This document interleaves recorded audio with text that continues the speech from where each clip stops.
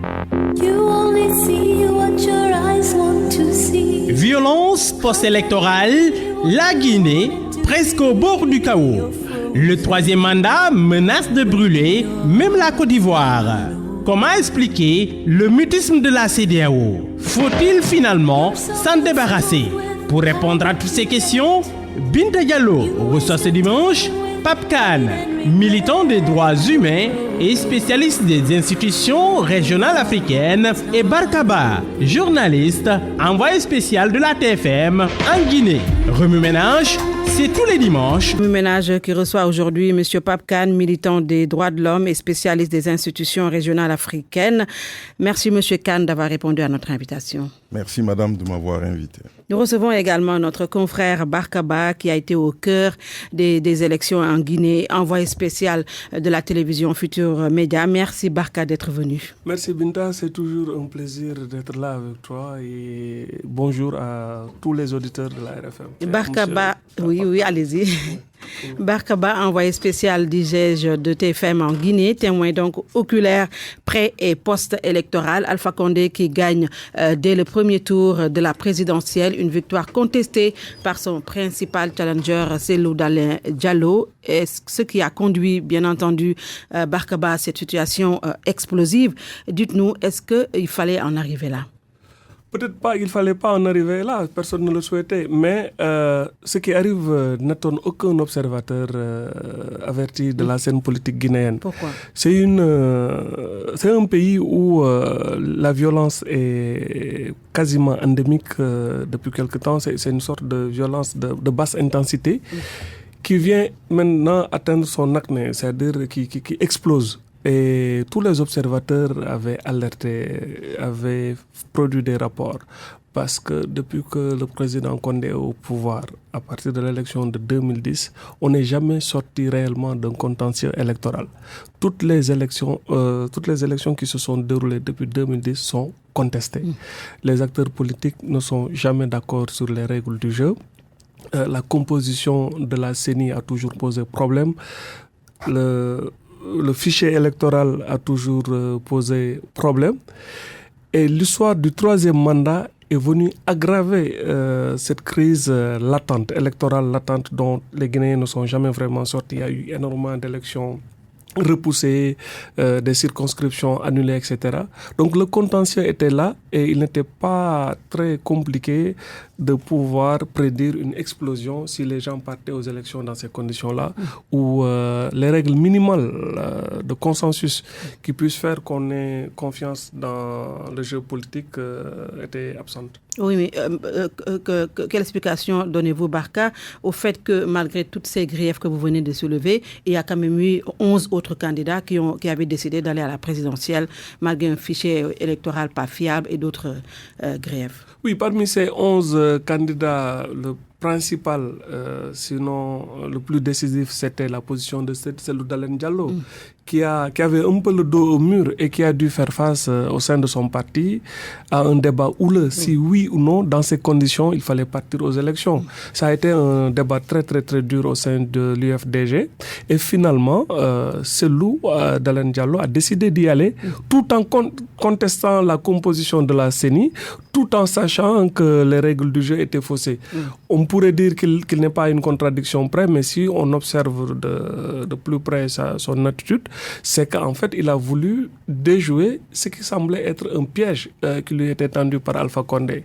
C'est-à-dire qu'il voulait pousser Cellou Dalein Diallo au boycott et aller aux élections avec d'autres candidats, peut-être moins représentatifs, et après faire valider son élection. Alors, au sein de l'état-major de l'UFDG, le débat s'est posé, est-ce que ce n'était pas un piège que de boycotter la présidentielle? D'autant plus que c'était la position dominante du cadre unitaire qui regroupait toute l'opposition guinéenne, le FNDC. Le FNDC avait décidé, lui, de ne pas aller aux élections et peut-être même d'exclure de ses rangs tout candidat qui violerait ce principe. Or, Cellou a ramé à contre-courant, au dernier moment, a décidé d'aller affronter Alpha Condé est dans les urnes et dans la rue. Alors c'est cette stratégie-là qui a donné à qui donne lieu à la situation à laquelle on fait face, qui est explosive, et on ne voit pas pour le moment comment les Guinéens peuvent s'en sortir. Oui, M. Kane, votre point de vue sur ce qui arrive à la Guinée présentement? Alors, la première chose que je dirais, c'est que la violence en Guinée n'est pas quelque chose de nouveau. Oui. Toute l'histoire politique de la Guinée moderne est traversée par la violence. Il y a eu le régime de Sékou Touré. Tout le monde sait ce que ce régime a signifié pour les Ouest-Africains en termes de violence, en termes d'élimination des adversaires. On est allé même jusqu'à créer un sentiment anti-Peul en Guinée dans les années 70. Il y a eu le régime militaire. Vous vous rappelez que les militaires se sont même entretués. Oui. Il y a eu vraiment une sorte de lutte contre les malinqués qui étaient au pouvoir et on les a tous éliminés. Et ensuite, il y a Alpha qui est aussi venu au pouvoir et qui a continué ce courant violent. Rappelez-vous ce qui s'est passé le 28 septembre d'il y a 10 ans. Et jusqu'à présent, on ne connaît pas les auteurs. Oui. Donc la violence structure la vie politique guinéenne. Ça n'a rien de nouveau. Deuxième chose que je dirais, c'est qu'on voyait cela venir.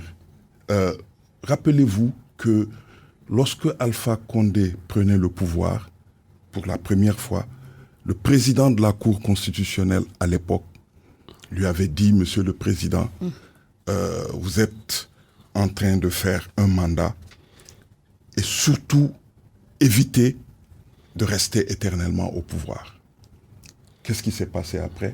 C'est au sein de cette même Cour constitutionnelle qu'il y a eu une cabale qui a poussé le président de cette Cour constitutionnelle dehors, de manière à ce que Alpha ait les coudées franches pour pouvoir organiser une sorte de pérennité au pouvoir. Et donc, on avait déjà, à ce niveau-là, tous les germes de ce que l'on voit aujourd'hui prendre forme et qui risque, si rien n'est fait, vraiment de constituer une situation très très grave au niveau de la sous-région, parce que la sous-région est elle-même en danger. Il y a un pays frontalier de la Guinée qui est dans une situation pratiquement de décomposition, c'est le Mali. Oui. Et on a à côté de la Guinée la Côte d'Ivoire qui se trouve également dans une situation difficile. Oui. Donc, si rien n'est fait, et un autre élément que j'aimerais souligner, c'est que le taux de participation à cette élection est exceptionnel. Avec 75%. Non, presque 80%. Oui. Ils ont dit 78,60%. Donc presque 80%. Ça donne une idée de la détermination aussi des Guinéens à ne pas se faire voler un vote. Et donc, on a tous les éléments d'un cocktail explosif. Et j'espère que les dirigeants de la région qui suivent la situation de près prendront tout cela avec sérieux et se décideront finalement à intervenir pour... Absolument, nous reviendrons justement sur ce mutisme de la CEDEAO. Barkaba, vous étiez même au cœur de cette élection. Il est dit que Alpha Condé a volé, entre guillemets, le scrutin. Est-ce que c'est le cas au vu du déroulement de l'élection présidentielle?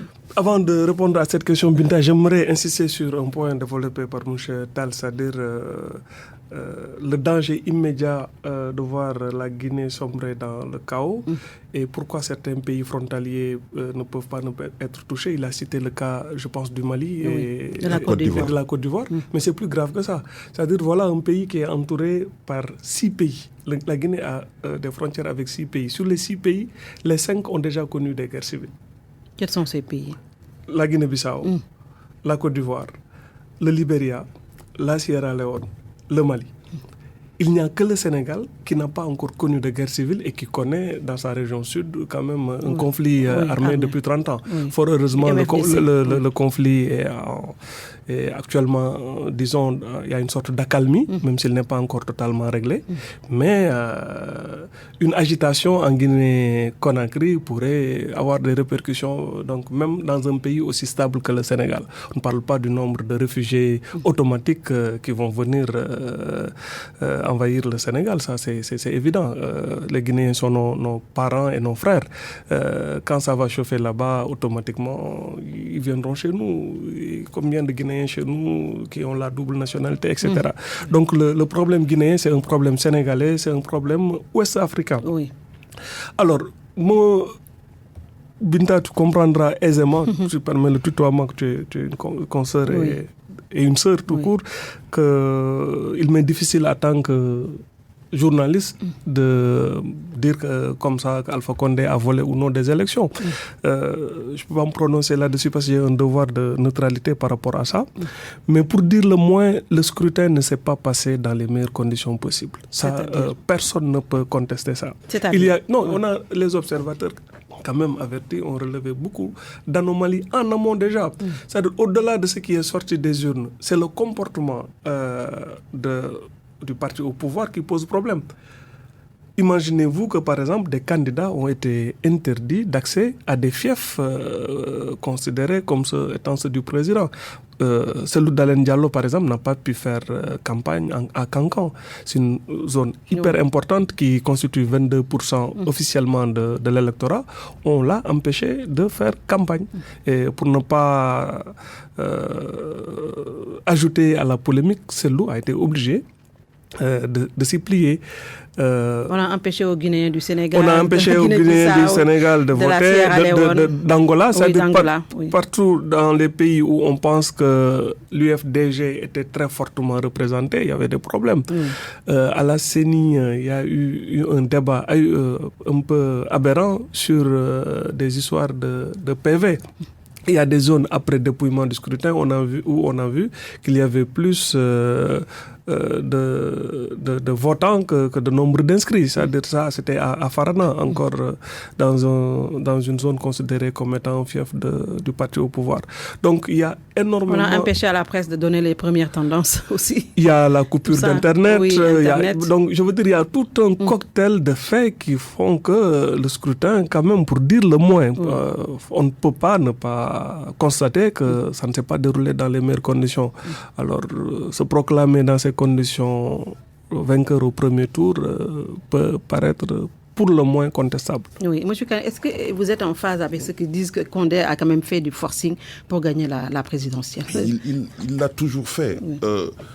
Rappelez-vous, lors de la première élection, il a fallu plus de 6 mois entre le premier et le deuxième tour pour qu'on arrive à un résultat. Donc la Guinée, de ce point de vue, il n'y a rien de nouveau. Parce que tout à l'heure, Barka parlait des conditions de préparation, même la liste électorale. Voilà un pays qui a 12 millions d'habitants et qui s'était retrouvé avant le référendum avec 7 millions de votants. 7 millions de votants, cela veut dire 7 millions de personnes qui ont plus de 18 ans. Or, tout le monde sait que la Guinée fait partie de ces pays où plus de 70% de la population a moins de 18 ans. Plutôt moins de 35 ans. Donc, vous voyez que en Guinée, tout est fait pour que les choses ne se passent pas normalement. Parce que c'est comme ça la conception du pouvoir que l'on a eue depuis l'indépendance. Sékou Touré a géré le pays comme sa propre maison. Les militaires sous Lansana Conté, c'était la même chose. Et Alpha Condé n'a fait que continuer cette manière de gérer le pouvoir. Ça, c'est la première anomalie. La deuxième anomalie, je pense que c'est lié aussi au fait que il n'a lésiné sur aucun moyen pour arriver au pouvoir. Regardez, un président de la République qui avait, pour obtenir une nouvelle constitution, dit que cette constitution devait montrer au reste du monde que la Guinée était devenue un pays de droits de l'homme. Et c'est le premier à dire dans son message aux gens du Nord, aux gens de la région de Kankan, que si vous votez contre un Malinké, cela veut dire que vous votez pour un peuple. Oui. Un président ne peut jamais avoir une posture pareille. Donc c'est vous dire qu'en Guinée, ce qui s'est passé, c'est tout sauf une élection normale. Et je me demande comment, dans ces conditions, les observateurs et de la CEDEAO et de l'Union africaine ont pu quand même donner un certificat de satisfecit à la CENI. D'autant plus que, d'abord, au sein de la CENI, avant l'élection, il y a eu un rapport qui a été rédigé par 4 membres de la CENI pour dire que les conditions de préparation de l'élection n'étaient pas bonnes. Et avant même la proclamation des résultats, 2 membres se sont abstenus de participer au décompte des voix. Donc, c'est vous dire que ce que l'on a eu en Guinée pendant ces élections-là, c'est tout sauf des élections crédibles, des élections transparentes. Oui, mais quelles sont aujourd'hui les alternatives, Barka, qui s'offrent à Cellou, qui s'est quand même autoproclamé président de la République de la Guinée avec plus de 50% des suffrages? Pas beaucoup, hein. Cellou Dalein Diallo a le dos au mur. Et c'est pour comprendre, à mon modeste avis, ce qui se joue actuellement. Les gens de l'UFDG, de Cellou, ont subi un traumatisme. C'est leur boussole actuelle qui détermine, à mon avis, leur ligne de conduite, c'est la fameuse élection de 2010. Pour comprendre tout ce qui se joue là actuellement, il faut revenir forcément à 2010 pour pouvoir comprendre certaines attitudes. En 2010, tout le monde le sait, la transition militaire dirigée par Sekouba Konaté après l'attentat qui a failli coûter la vie à Dadis Camara, organise une élection. Et au premier tour, Cellou Dalein Diallo est classé vainqueur avec 43, presque 44% des voix. Alpha Condé venant loin derrière avec 18%. Or, il se passe quoi? Cellou Dalein Diallo et ses partisans pensent que tout est joué, que le second tour, c'est une sorte de promenade de santé. Il s'installe dans une sorte de confiance. Mais entre-temps, il se passe une chose qui, à mon avis, ne s'était jamais produite auparavant. Entre ce premier et ce second tour, il s'est passé plus de 4 mois pour qu'on organise cela. Alors, dans ces 4 mois, il s'est passé énormément de choses, énormément de tractations, de manœuvres qui ont fait qu'à l'arrivée, Alpha Condé fait une remontada jamais vue dans une histoire électorale, se retrouve élu au premier tour avec 52%. Depuis cette défaite amère, les gens de l'UFDG pensent que Cellou est un naïf qui s'est laissé rouler dans la farine, etc. Et il a été débordé dans son parti par une aile beaucoup plus radicale. En 2015, rebelote, Alpha Condé passe au premier tour, ce qu'ils ont appelé le coup KO. Ça a créé un tel traumatisme au sein du FNDG qu'il y a des gens qui ont pensé qu'il fallait débarquer Cellou. Ils ont commencé, même dans la rue, en langue peul, en disant « Cellou la Motako ». Ça veut dire que Cellou ne sera jamais président avec des méthodes comme ça. Alors cela, quand même, a fait que rebelote pour cette élection de 2020. Cellou a le dos au mur. Il risque d'être débordé par une base beaucoup plus radicale. Et depuis longtemps, il y a des gens au sein de cette mouvance qui pensent que avec Alpha Condé au pouvoir, jamais l'UFDG n'accédera au pouvoir. Et moi, c'est ça qui me fait peur. La tentation de la lutte armée devient extrêmement présente au sein de certains radicaux qui pensent que voilà, c'est le seul moyen d'en découdre avec Alpha Condé. Et je le disais dans une émission, vu la configuration de la Guinée, actuellement les zones où les combats sont les plus durs, où il y a une sorte d'insurrection contre les forces de sécurité, c'est la fameuse zone qu'on appelle l'axe. Or, l'axe est constitué à 90% ou plus de partisans de Cellou Dalein Diallo. C'est de très grandes concentrations urbaines, presque ethniquement homogènes, où il y a un concentré de la misère sociale, de la frustration, du sentiment d'exclusion et tout ce qu'on veut, qui font que ces gens-là sont aujourd'hui désespérés. Parce que c'est leur sentiment que ce sont des citoyens de seconde zone. Et la seule fois où ils rencontrent des forces de sécurité qui ne reflètent pas disons-le clairement, la composition la plus diverse des diverses couches de la population, des communautés guinéennes, pensent que ces gens-là sont dressés pour les tuer. Et ces jeunes-là de l'Axe ont déjà payé le prix lourd depuis que Alpha Condé est venu au pouvoir. Ils ont une sorte de martyrologie qui se manifeste à Bambeto, un des quartiers les plus chauds de l'Axe, où il y a un cimetière où sont enterrés ce qu'ils appellent les martyrs de l'Axe. Alors, c'est tous des jeunes membres de cette communauté Peul, âgés généralement de 17 à 23 ans, de très jeunes, qui ont tous été tués par les forces de sécurité. Et on en est déjà à une centaine de morts. Or, aujourd'hui, ce sont ces mêmes jeunes-là de l'Axe qui se battent presque à main nue contre les forces de l'ordre. Et que moi, j'ai entendu au sein de l'Axe venir dire à Selou, le domicile de Selou, Penka, Penka. Évidemment, je ne comprenais pas ce qu'il disait, ce Penka-là, c'est quoi? Mais les Penka, c'est des armes. En fait, dans leur langage, c'est les PMK. Ils réclament carrément des armes pour se lancer dans une guérilla urbaine. Évidemment, le jour où les armes vont entrer là-bas, où ils joueront à cette guérilla urbaine, ils se feront massacrer, c'est clair, parce que les forces sont totalement disproportionnées entre l'armée régulière et ces jeunes-là. Je veux dire, personne ne devrait encourager à ce que des jeunes prennent des armes à Conakry. Ce sera une boucherie incroyable. On a déjà eu un cas similaire en Côte d'Ivoire, à Abobo, pendant la crise électorale. C'est à partir de Abobo que les anciens soldats mutins fidèles au sergent-chef Ibrahim Koulibaly sont entrés par Abobo pour harceler les forces de Gbagbo avant que les rebelles de Guillaume Soro puissent remonter du nord vers la capitale. Et on a eu 3000 morts à Abidjan. Personne n'aimerait qu'on rejoue cette scène-là. Je veux dire, dans une guerre, il n'y a que les morts qui perdent. Peu importe que Selou arrive au pouvoir ou Alpha Condé dégage du pouvoir, si on doit passer par 3000 morts ou plus. Mais est-ce qu'il y a eu un lien entre ce qui s'est passé à la veille des élections dans un camp un commandement de la gendarmerie qui a été tué, un commandant? C'est à Kindia, je crois. Ouais.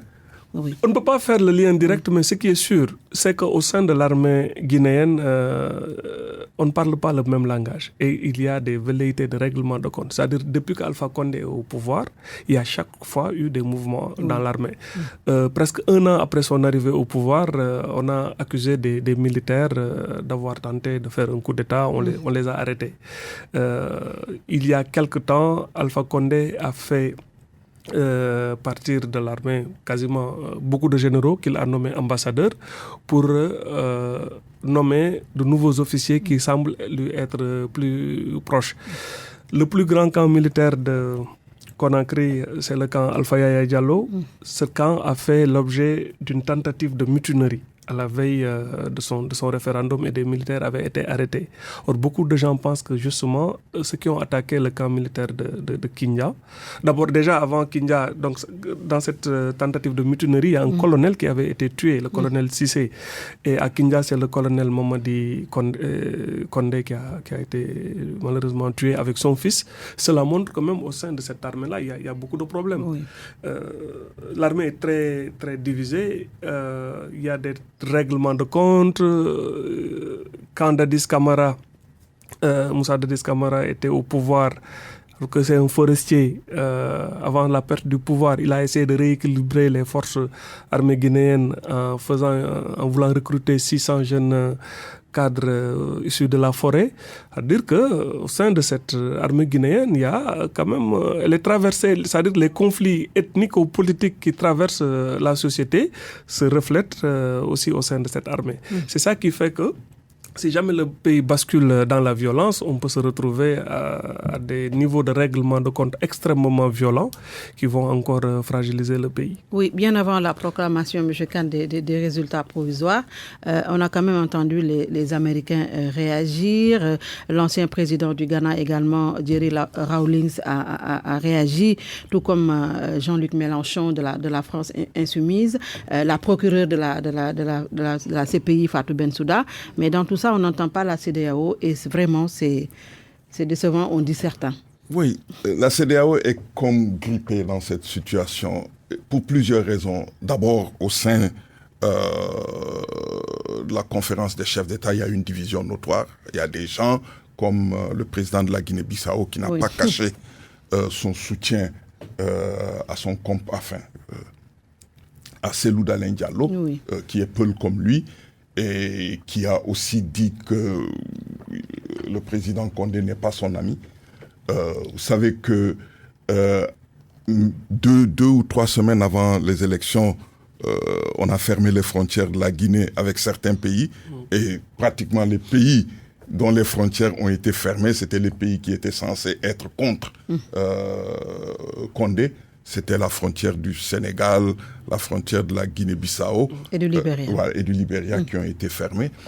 Et donc, la division au sein de la CEDEAO est nette. Et il y a eu même une visite du président sénégalais et bissau-guinéen à Abuja. D'aucuns ont dit que c'était une rencontre des peuples qui discutaient de ce qu'il fallait faire. Et de l'autre côté, vous avez une commission de la CEDEAO qui est pratiquement amorphe pour plusieurs raisons. Parce que le président actuel de la commission est, semble-t-il, en tout cas d'après beaucoup d'observateurs, aux ordres de son mentor qui est le président Ouattara. Et il y a des affinités entre Ouattara et Condé qui peut-être expliquent cette attitude. Dans les élections en Guinée, depuis le référendum, l'OIF a été beaucoup plus crédible en termes d'action par rapport à ce qui se passe en Guinée que la CEDEAO. Or, tel n'était pas le cas dans le cas de la crise en plutôt en Gambie. Oui, en Gambie. Absolument. Donc, ça montre aussi. Et même au Mali. Au Mali, bon, le Mali, tout le monde était d'accord. Et ça montre à quel point, aujourd'hui, il est difficile de faire jouer un rôle à la CEDEAO dans la crise.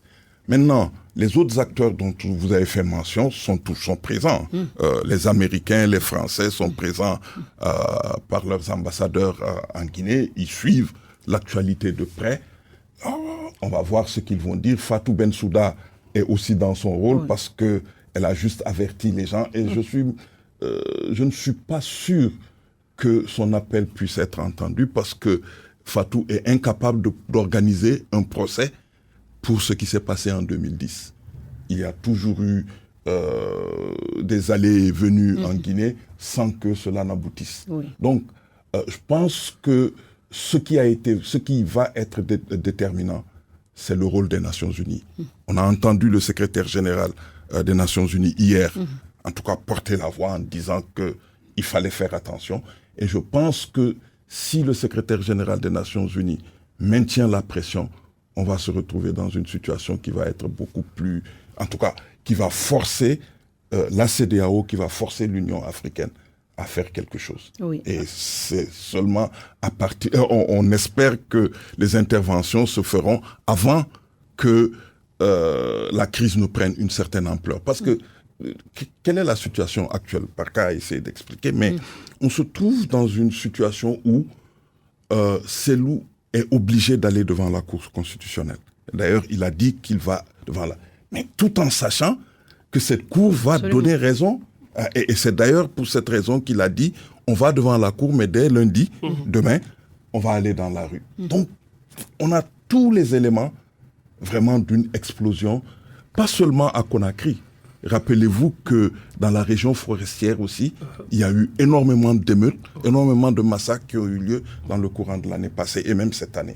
Donc la Guinée, vraiment, dans ses versants nord-est et central, c'est-à-dire là où se trouve Conakry et autres, est vraiment en danger. Oui. Alors, c'est cette absence de promptitude de la CEDEAO, quand même, elle n'avait pas hésité à réagir vite au Mali et en Gambie, mais face à la crise qui secoue la Guinée, elle est restée pratiquement aphone. Est-ce que vous y comprenez quelque chose? Barka. Un peu, Bintab, je partage largement l'analyse de M. Tal par rapport aux divisions et aux clivages qui traversent la CEDEAO, qui sont très très profondes.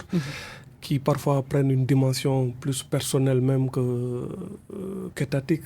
Parce qu'on prend l'animosité qui règne entre Oumar Sissoko Embalo et Alpha Condé, qui remonte de très loin. Ce sont deux personnes qui se sont connues chez Blaise Compaoré, où Mbalo était un des Missi Dominici de Compaoré qui s'occupait un peu de l'intendance d'Alpha Condé. Et par une ironie de l'histoire, ce jeune Mbalo se retrouve Premier ministre dans un premier temps de la Guinée-Bissau. Alpha Condé, chef d'État, nommé médiateur de la crise bissau-guinéenne, qui, selon Mbalo, fait tout pour lui mettre des bâtons dans les roues. Et autre ironie de l'histoire encore, Mbalo se retrouve contre toute attente chef d'État de la Guinée-Bissau, arrive à déraciner le baobab PAIGC, bref. Et immédiatement montre toute l'hostilité qu'il a contre Alpha Condé, qui a des allures de règlement de compte personnel. Sauf que les deux sont à la tête de deux pays, paradoxalement, qui ont été des pays frères. Là, la Guinée-Conakry a servi de base arrière au PAIGC. Lansana Conté, quand il était au front à Boké, combattait presque main dans la main avec Nino Vieira. Il a été un de ses plus grands soutiens, etc. Donc les deux pays, historiquement, n'ont jamais eu de problème. Mais on risque de voir des problèmes personnels entre les deux chefs d'État, déborder maintenant sur un conflit ouvert entre les deux Guinées. On ne le souhaite pas. Pour juste donner encore une dimension beaucoup plus complexe à ce qui se trame en coulisses. Ça, c'est une première chose. La deuxième chose concernant la CEDEAO, effectivement, il y a une sorte de déconnexion entre une ligne adoptée par certains chefs d'État, donc l'axe Mbalo, Maki, Bouhari, Issoufou, et qui pourrait intégrer Barrow, Julius Maada Bio de la Sierra Leone et même George Weah, contre un axe... George Weah du Libéria. Du Libéria, contre un axe Condé, Ouattara, et Ibeka qui, lui, a perdu le pouvoir. C'était ça la configuration que l'on avait. Et entre les deux, il y a des pays qui observent une plus ou moins de neutralité, mais qui pourraient basculer d'un camp ou dans l'autre. Alors, cette sorte de dichotomie ou de divergence entre chefs d'État se reflète effectivement dans la composition des missions d'observation en Guinée qui se sont empressées, malgré tous les problèmes qu'on a cités en amont qui piégeaient le processus électoral, de quasiment valider l'élection de Condé, en disant, moi j'étais à l'hôtel Kaloum quand les chefs de la mission d'observation de l'Union africaine et de la CEDEAO ont fait un communiqué conjoint qui semblait saluer le bon déroulement du scrutin, globalement. On connaît la formule consacrée. Mais là, la nouveauté, c'est que avec la flambée de violence qui a suivi la proclamation de la victoire annoncée de Condé, la CEDEAO a décidé d'urgence, conjointement avec les Nations Unies et l'Union africaine, d'aller dépêcher dès lundi ou mardi une délégation de haut niveau. Alors, est-ce que ça ne devait pas être fait en amont, vu tout ce qu'il y a eu comme manquement dans le processus électoral? Permettre à Alpha Condé d'organiser les élections dans ces conditions pour venir après jouer au sapeur-pompier et être surpris par la flambée de violence me semble à ce niveau de responsabilité quand même un peu léger. Madame, il y a aussi une ligne de fracture qui se dessine à partir de la question du troisième mandat. Lors du sommet de Niamey, le président Bouhari, pour la première fois, lui qui est connu pour étant quelqu'un de très réservé, du Nigeria, a dit clairement qu'il faut éviter que la région tombe dans une situation de crise à cause des troisième mandats. Et qu'il fallait... Même Mbalo l'a dit quand même. Voilà, aussi. Mbalo lui avait dit que c'était même allé plus loin en disant que c'était un changement inconstitutionnel, anticonstitutionnel de gouvernement. Et donc, cette ligne de fracture-là aussi existe parce que on s'achemine vers un sommet au mois de décembre. Et ce sommet risque d'entériner maintenant au niveau de la CEDEAO le principe qu'un président de la République ne peut faire que 2 mandats. Alors, mais est-ce que ça ne va pas imploser quand même? Non, mais je pense que on est dans une région qui doit quand même chercher des solutions aux problèmes qu'elle rencontre. Et un des problèmes que cette région rencontre, c'est la conception que les présidents ont du pouvoir. Et deuxièmement, la manière dont ces présidents aussi gèrent le pouvoir. Et tant qu'on n'aura pas mis la main, le doigt sur ces questions-là, on n'ira nulle part. Et donc, que la CEDEAO arrive à imposer 2 mandats, ce serait vraiment un premier pas.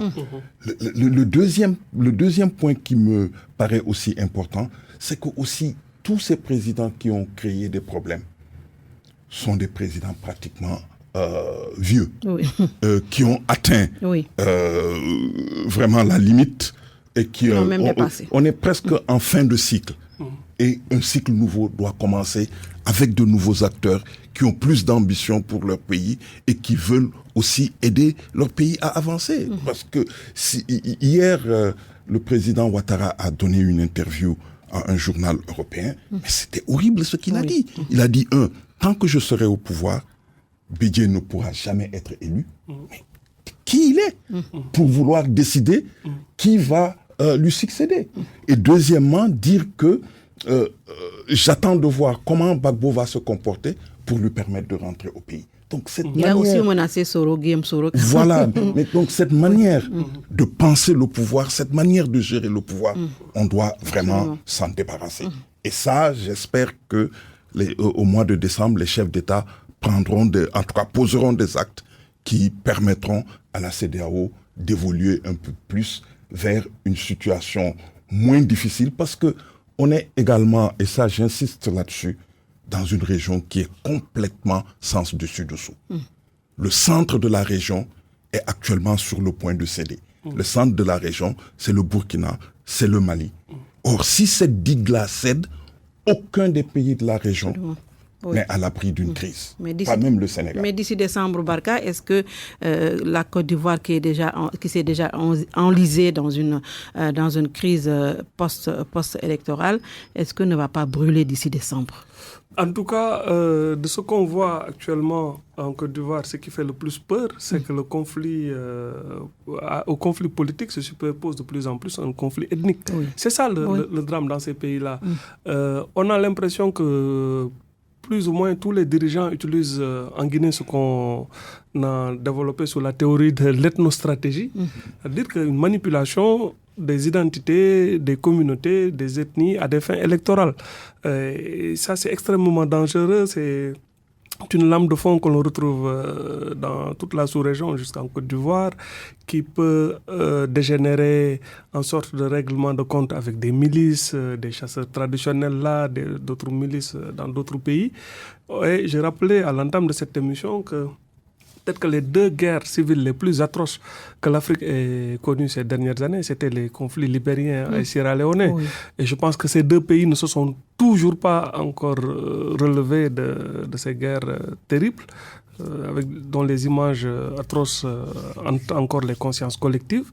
Et on ne peut pas comprendre que des gens comme Alassane Ouattara, quand même, qui n'est pas le dernier de la classe en termes d'intelligence, de background, cède à cette tentation du 3e mandat, s'accrocher au pouvoir, même s'il dit qu'il n'avait pas le choix parce que son dauphin est décédé de manière inattendue, etc. Ça ne peut pas être un prétexte. Alassane Ouattara ne peut pas être le seul recours de la Côte d'Ivoire. La Côte d'Ivoire compte quand même, je ne sais pas, presque 25 millions d'habitants.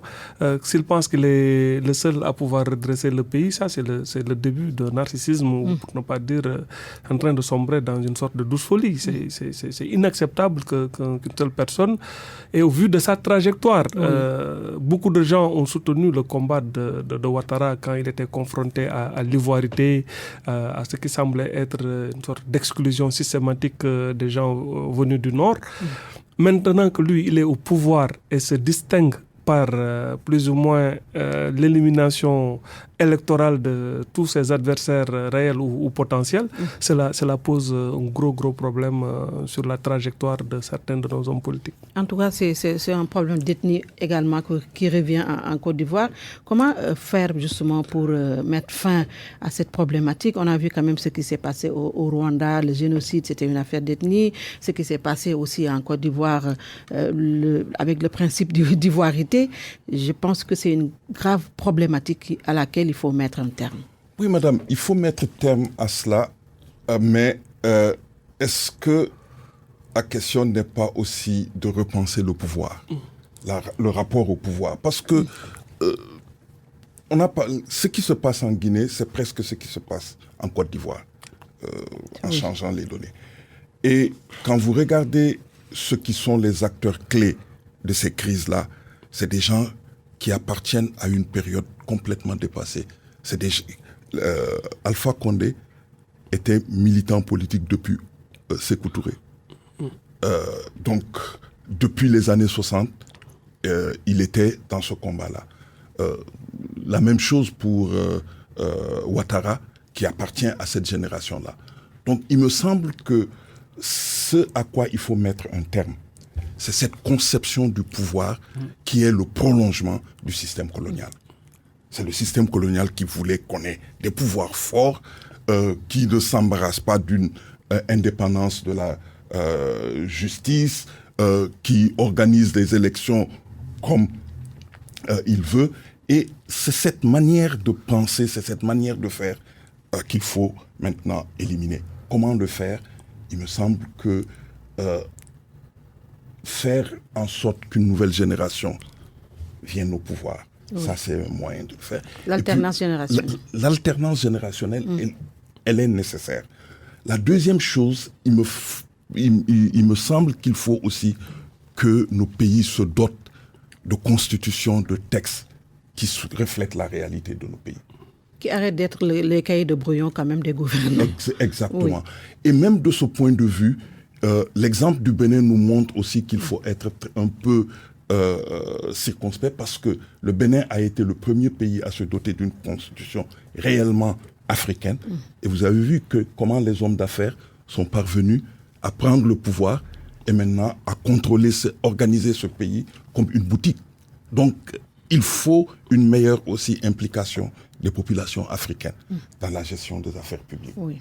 C'est ce que les Guinéens ont essayé de faire avec le FNDC, et c'est ce qui explique la mobilisation qu'il y a eu lieu pendant ces périodes. Et c'est ce qui explique aussi la résistance que l'on voit s'organiser en Côte d'Ivoire.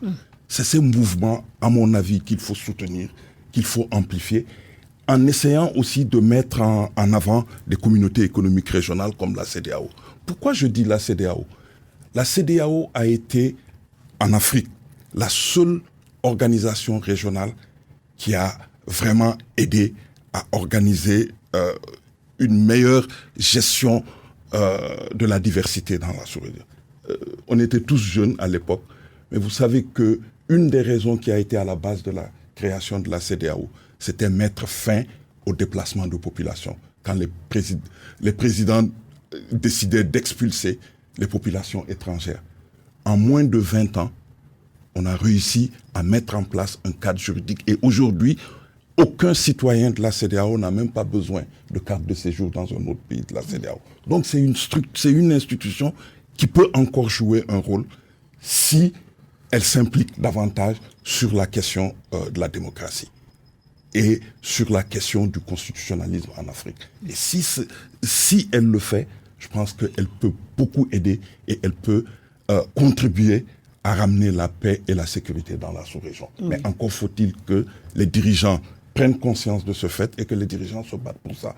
Et je pense que ce que Bouhari a dit, si c'est vraiment accepté par ses pairs, ça pourrait valablement aider à changer le cours des événements dans les deux pays dont nous avons parlé ce matin, et pourrait aussi contribuer à prévenir, parce que dans la région, n'oubliez pas qu'il y a aussi des tentations de troisième mandat. Et ça, il faut que dès maintenant, puisqu'on a vu ce que les tentatives de troisième mandat ont produit, il faut aussi tout faire pour que ces velléités-là ne puissent pas parmi ces pays qui sont dans la région, il y a bien entendu le Sénégal, où la question du troisième mandat aussi est toujours encerclée par un flou total. Le président a préféré dire ni oui ni non. Alors, ce qui a amené à dire que le président est en train de guetter ce qui se passe en Guinée et en Côte d'Ivoire pour pouvoir se déterminer, le président Macky Sall. Est-ce qu'il ne fallait pas qu'il coupe la poire quand même tout de suite? Absolument, d'autant plus que dans ses précédentes déclarations répétées à plusieurs reprises, il semblait avoir été très très clair, jusqu'à ce qu'il apporte une sorte de coup d'arrêt avec le fameux entretien accordé à Babacar Fall et à ses confrères, où le doute s'est installé. C'est à partir de ce moment qu'il y a eu un doute. Mais dans la tête de tout le monde, en tout cas de la compréhension qu'on avait de ses sorties répétées sur la question, de celle de son ministre de la Justice de l'époque, que cette affaire était derrière nous. Mais c'est son fameux ni oui ni non qui a réinstallé le doute et alimenté tout le débat.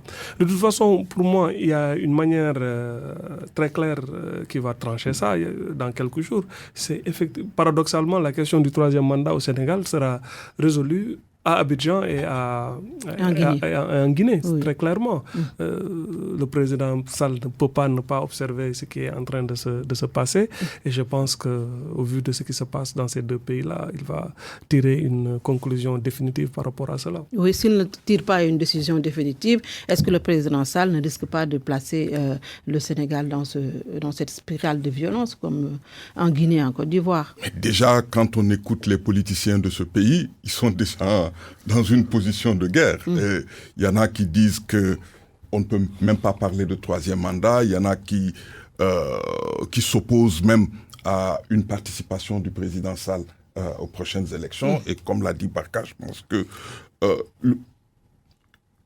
s'il ne veut pas mettre le Sénégal dans la liste des États à problème, il faudrait qu'il se décide dès maintenant. Il n'a pas seulement fait ça, il ne l'a pas seulement dit, il l'a aussi écrit. Oui. Dans un de ses ouvrages, il a dit « Je faisais mon deuxième et dernier mandat ». Mais ici au Sénégal, on sait que Wade s'est dédié. Donc la possibilité pour un président de dire que Wahwahet, ce n'est pas difficile. Mais que le président aussi prenne conscience du contexte dans lequel nous nous trouvons. Que le président sache que on est dans une région maintenant qui est une poudrière. Et si on ne veut pas que le Sénégal devienne le dernier pays dans cette liste des États à problème, il faudrait au moins qu'il montre à la classe politique qu'il avait pris une décision et que cette décision doit être respectée et donc laisser le champ à d'autres pour que des générations nouvelles viennent. En tout cas, c'est ceux qui l'ont dit dans son camp ont été tout de suite virés de leur poste, qu'ils n'en avaient pas droit, que Macky Sall n'avait pas droit à un troisième mandat. Ils ont tous été virés de leur poste. Aujourd'hui, on a entendu aussi son camp dire que le dernier mot revient au Conseil constitutionnel. Est-ce que les conseils constitutionnels africains quand même ne posent pas problème? Bien sûr que ça pose problème. C'est la justice elle-même qui pose problème. Oui. Si vous suivez par exemple le combat à l'heure actuelle au Sénégal, au sein de la jeune génération des magistrats qui essayent de tout mettre en œuvre pour qu'on respecte un certain nombre de règles constitutionnelles relatives à la justice, ça montre clairement qu'aujourd'hui, il y a un problème dans beaucoup de nos pays. Oui. La crise du Mali, elle a pour origine le rôle que la Cour constitutionnelle a joué lors des élections législatives. Qui a mis le feu aux poudres et qui a... Alors, comment peut-on aider ces cours constitutionnels à jouer leur rôle? Je pense que l'exécutif aussi a un rôle central à jouer. Vous savez, vous parliez tout à l'heure du président du Sénégal. Dans mon esprit, au début, c'était que le président voulait, en évitant que le débat, parce qu'il était au début de son mandat, de son dernier mandat, voulait pour éviter au pays un débat sur la succession. Et donc, faire en sorte que personne ne parle de la succession puisqu'on est au début du mandat, 5 ans. Mais, plus le temps passe, ceux qui parlent d'un possible troisième mandat, rien ne leur arrive, mais ceux qui parlent de 2 mandats, on les sanctionne. Donc ça crée, c'est vraiment une situation de suspicion. Et c'est lui seul et son parti, et peut-être aussi ses alliés, qui doivent l'aider à vraiment lever, comment dirais-je encore, ce flou et faire en sorte que l'on puisse aller dans les... Mais penser que ce sont les cours constitutionnels qui vont régler ce problème, personnellement, Barka, je ne pense vous avez 1 minute pour clore avec le troisième mandat, les cours constitutionnels. Bon, pour les cours constitutionnels, il y en a quand même... Chez nous, c'est le conseil. Il y en a, cours constitutionnel, conseil constitutionnel, il y en a quand même qui sauvent l'honneur. Hein. On a vu, en tout cas jusqu'à l'arrivée de Talon, une cour constitutionnelle comme celle du Bénin, essayer d'être la garante vraiment des institutions démocratiques. Nous, ici au Sénégal, on a les ressources humaines pour cela. Il y a des jeunes magistrats qui sont très, très attachés à leur indépendance. Je pense que c'est vers cela qu'il faut aller, les encourager, tout faire pour que l'institution judiciaire puisse imposer ses règles aux acteurs politiques. Maintenant, le flou, ce n'est pas une manière de gouverner. Le Sénégal a une longue tradition démocratique et je pense que Macky Sall, pour la postérité, ne peut pas faire moins que ses prédécesseurs. Et qu'il grandirait la démocratie sénégalaise et se grandirait lui-même pour la postérité s'il respectait les règles du jeu constitutionnel et s'il ancrait le Sénégal dans cette tradition démocratique. Merci beaucoup. Barkaba, journaliste du groupe Futur Média, envoyé spécial également de la TFM en Guinée. Merci également à vous, Pape Kane. Vous êtes militant des droits de l'homme et spécialiste des institutions régionales africaines. Merci d'avoir suivi.